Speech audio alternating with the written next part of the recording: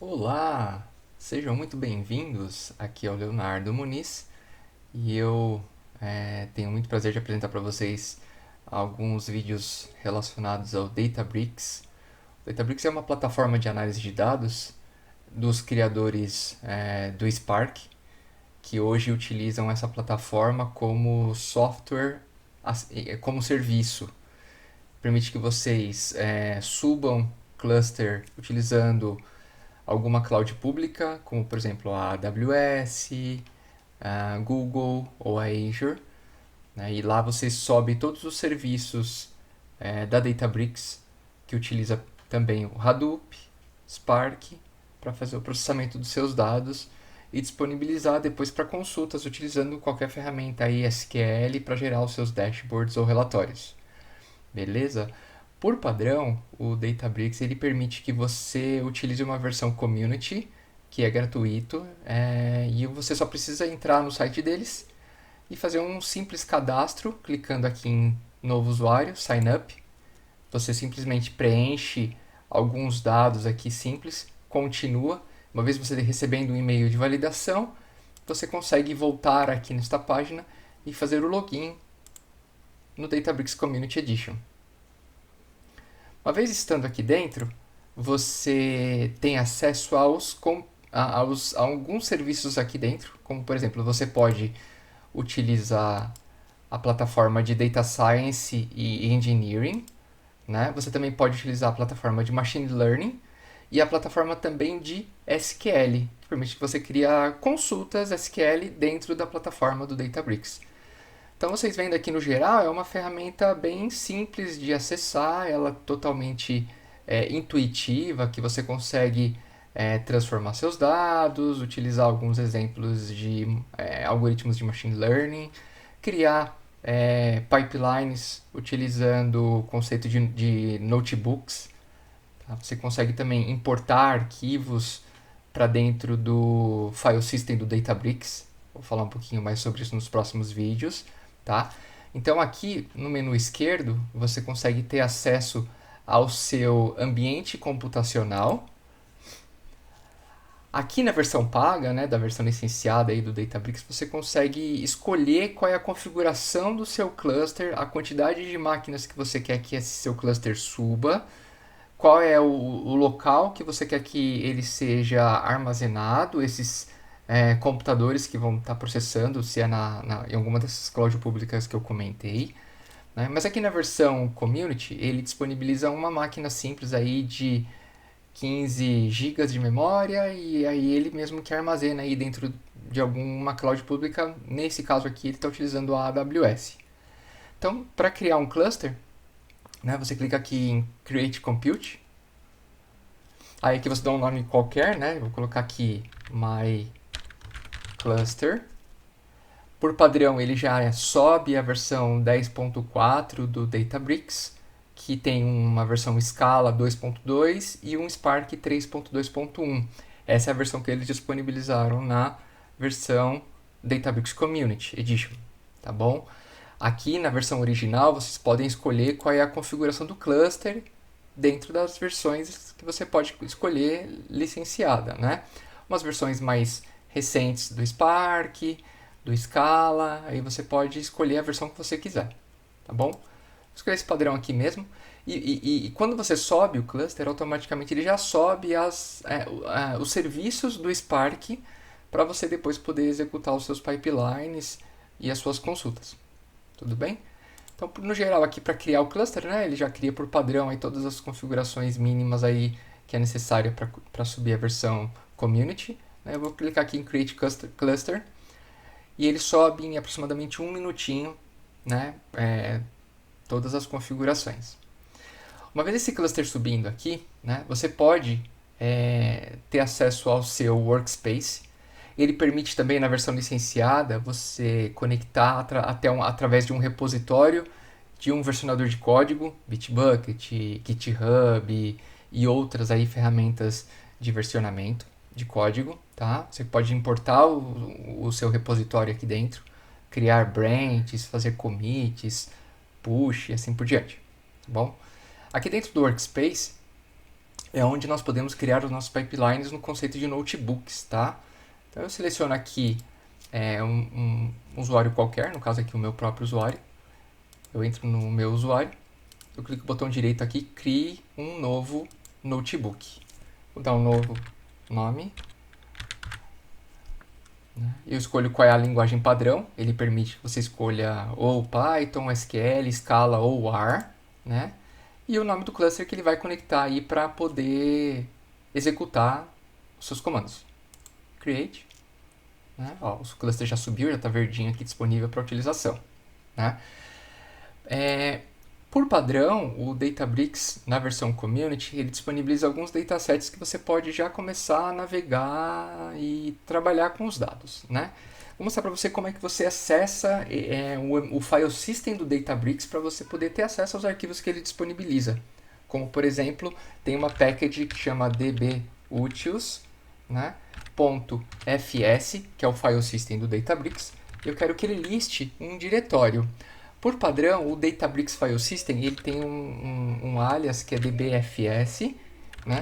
Eu quero que ele liste o diretório raiz. Como ele lista no formato de texto, o Databricks ele permite que eu utilize o display, que é para melhorar a visualização do comando, tá? Ele mostra como se fosse uma tabelinha, né? Então ele executa um Spark Job, faz a leitura do File System e apresenta. Então tá vendo, ó, aqui dentro do diretório raiz do meu Databricks File System, eu tenho essas três pastas, vamos dizer assim, né? Então eu vou pegar aqui o meu Databricks Datasets, eu substituo aqui em cima, e eu com o Ctrl Enter, eu executo apenas a célula que eu estou com o meu cursor marcado. Então veja que eu estou navegando dinamicamente dentro do meu database, do meu Databricks File System, tá bom? Aqui dentro eu tenho vários datasets. Vou entrar aqui nesse de linhas aéreas, para vocês verem o que tem aqui dentro. Então eu estou copiando o diretório e estou navegando no diretório através de linha de comando. Tudo bem? Estou entrando aqui no diretório e vejam que eu tenho vários arquivos, né, com particionamento dos dados, né, em pequenos arquivos que você pode ler depois via Spark o diretório inteiro e todos os arquivos vão ser lidos e adicionados dentro de um Spark Data Frame. Tá? Mas para mostrar para vocês, eu vou listar apenas um único arquivo, no caso esse part 0000, tá bom? Como é que eu faço para criar novas células? No final da célula que eu estou trabalhando, eu coloco uma célula para baixo ou uma célula para cima, para executar os comandos na ordem ao qual ele for passando. Tudo bem? Vou clicar aqui embaixo para eu manter a minha visualização anterior sem alterar, né? E eu vou utilizar um data frame qualquer, né, para ele fazer a leitura do meu diretório, no caso o arquivo part 000. Eu sei que esse arquivo, por eu já ter navegado nele, eu sei que ele é um arquivo CSV, então eu coloco que ele é um spark.read.csv. Eu quero que ele saiba que o primeiro caractere, ou a primeira linha é um cabeçalho, e eu quero que ele faça o infer schema dos meus dados. A inferência de esquema ele por padrão, o Spark, ele tem uma possibilidade de ele poder navegar pelo arquivo, descobrir quantas colunas tem, sabendo que a primeira coluna que eu coloquei ali, ele é o cabeçalho, então ele já interpreta que a primeira linha, todas as colunas que existirem, ele já sabe que o nome das colunas ele vai referenciar pela primeira linha, tá?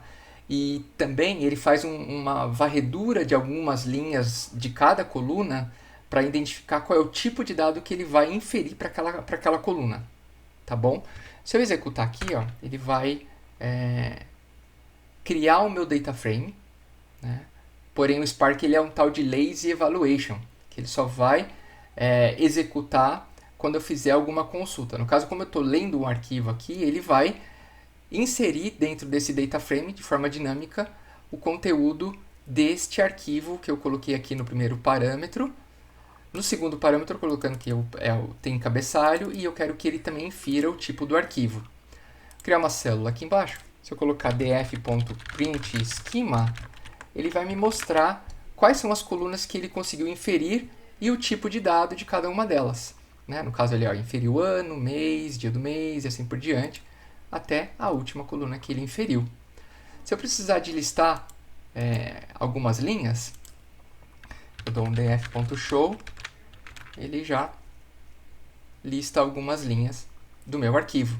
Veja que ele lista como texto, né?